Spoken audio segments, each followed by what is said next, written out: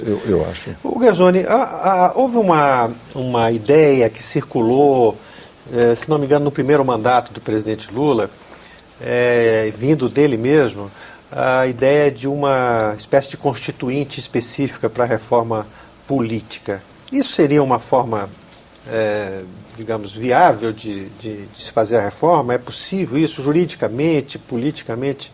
É uma saída? Eu depois passo a pergunta também para o senador Marco Marcial. Olha, do ponto de vista da constitucionalidade dessa proposta, eu tenho sérias dúvidas sobre a sua constitucionalidade. Eu acho que ela fere a Constituição, ela avança pouco no sentido da institucionalidade das coisas no país.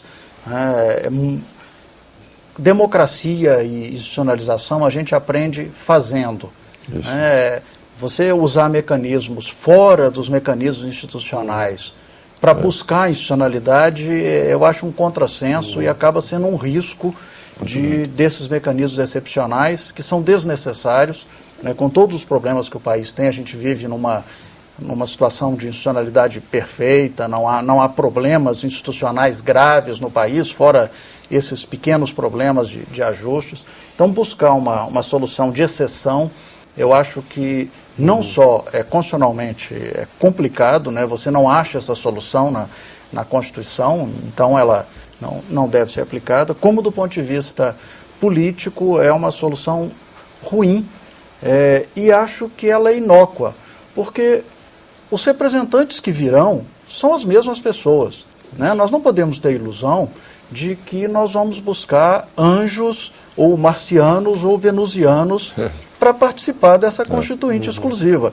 Serão os políticos ou outras pessoas, pode até ter outros rostos, claro, mas as pessoas que participarão dessa constituinte exclusiva terão o mesmo perfil daqueles representantes do Congresso Nacional, porque são essas pessoas que refletem a população brasileira, né?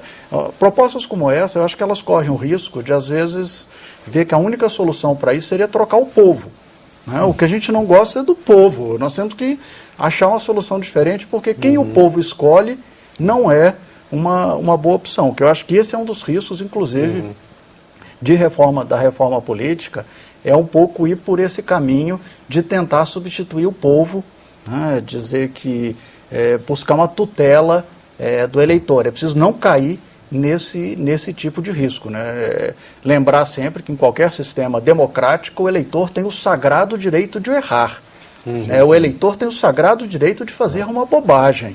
Esse direito pertence ao eleitor. Você não pode impedir o eleitor de fazer isso. Isso, inclusive, tem a ver com resistências fortes que eu tenho, chamada Lei do Ficha Limpa, né, que, na minha opinião, ela reforça uma tutela muito grande sobre o eleitor, judicializa o processo eleitoral, né, que é um problema que, às vezes, a reforma política cai um pouco por aí, né, de você não buscar soluções que reforçam, na verdade, a institucionalidade, reforcem as instituições e sempre lembrando que isso é um processo lento, né? Criação de instituições é algo que não se faz de um dia para o outro. Quando você diz judicializa, você está querendo dizer que a justiça passa a ter um papel fundamental no processo político que ela não deveria ter.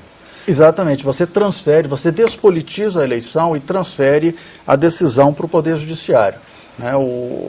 A lei do Ficha Limpa, ela reforçou isso muito, né? Nós vimos quase que ao final do processo eleitoral um procedimento que parecia curioso, em que após o eleitor ter feito a sua decisão, a Justiça Eleitoral veio consertar os erros do eleitor.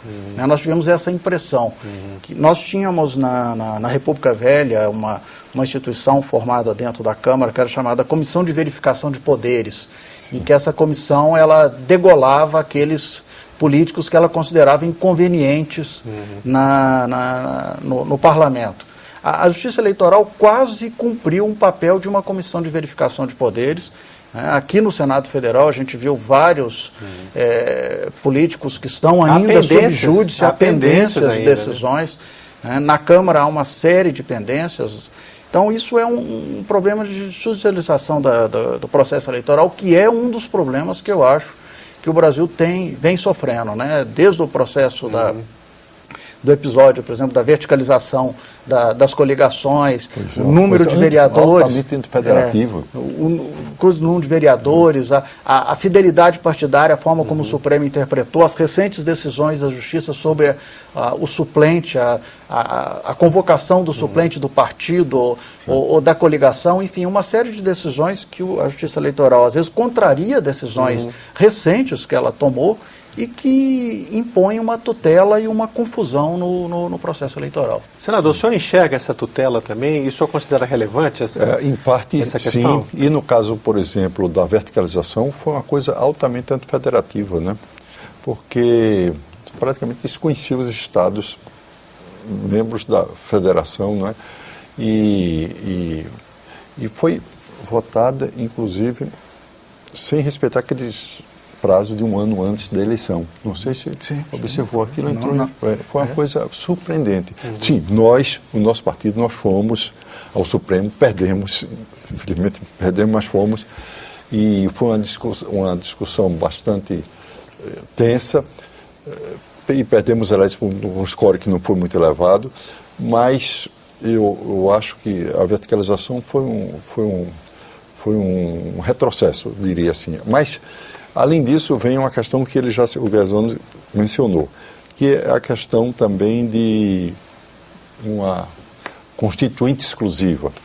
Ora, precisaria haver uma razão muito grave no país para se cogitar de uma construção, uma constituinte exclusiva. E quando, na realidade, nós estamos avançando, como se observou aqui, nós estamos avançando no plano institucional, não é?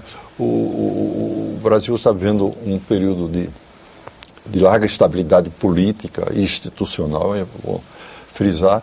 Então, eu acho que o que nós devemos é investir mais nesse caminho e acredito que, com isso, nós estaremos fortalecendo a democracia no país e dando ao eleitor uma percepção mais clara de que nós estamos num caminho certo, que está havendo um reconhecimento internacional do país no exterior.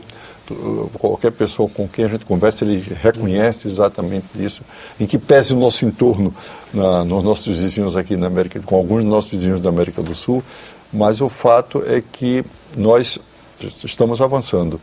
E por isso que eu nunca me engajei em nenhum desses movimentos de constituinte exclusiva ou tal, etc., porque acho que não é por aí que se encontra a saída.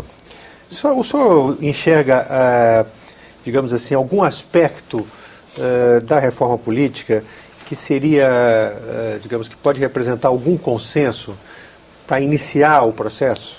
Existe algum ponto? Nós temos aí, digamos, os temas colocados para a reforma política sempre são proibição de coligação para a eleição proporcional, cláusula de barreira, financiamento público de campanha. Quer dizer, os temas estão colocados já há bastante tempo. Existe algum desses temas que o senhor vê que é, digamos, que seja mais viável de ser negociado aqui no Congresso?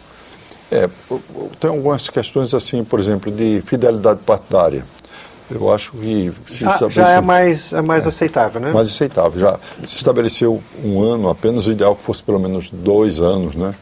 Porque isso faria com que houvesse uma maior vinculação do eleitor com o partido. Eu acho que isso seria um bom caminho. E eu noto que nos países de experiência democrática mais longa, eles observam muito isso. Até exemplificar agora, podemos exemplificar com Portugal, com Espanha, quer dizer,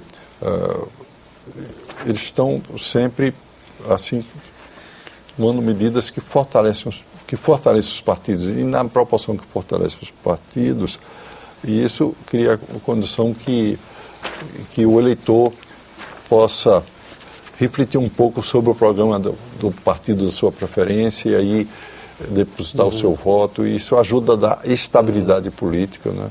No período do Aznar, por exemplo, ele foi 2 vezes, ele se elegeu e se reelegeu.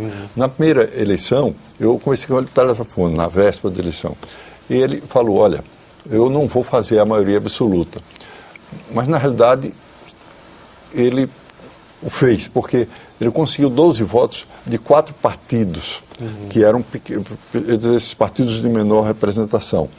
E nos 4 anos, e depois, sim, ele tinha dito ao eleitorado espanhol que não iria para um terceiro mandato. E assim ele se comportou. Não admitiu se candidatar a mais 4 anos e contou com esses 12 partidos que ele tinha se coligado tinha com eles se coligado na primeira eleição dele, e na segunda eleição ele estava com um apoio ainda maior. E não aceitou o terceiro mandato. Não aceitou o terceiro mandato. E essa experiência, eu acho que é uma experiência boa e que nós sentimos isso em toda a União Europeia, né? Que é um modelo também, que eu diria assim, que está um modelo exitoso, em que pese a crise que o mundo passou, etc., mas veja que alguns países da União Europeia, eu estou a exemplificar com a própria Alemanha, né, que conseguiu se manter, né, cumprindo os seus compromissos e a governabilidade, enfim. Ok.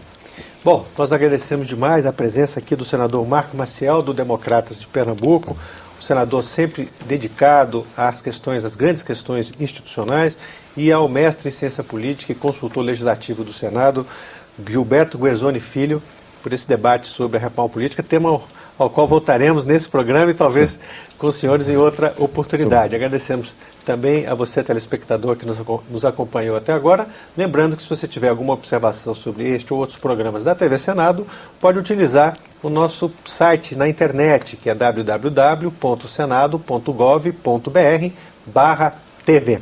Até o próximo programa. Muito obrigado.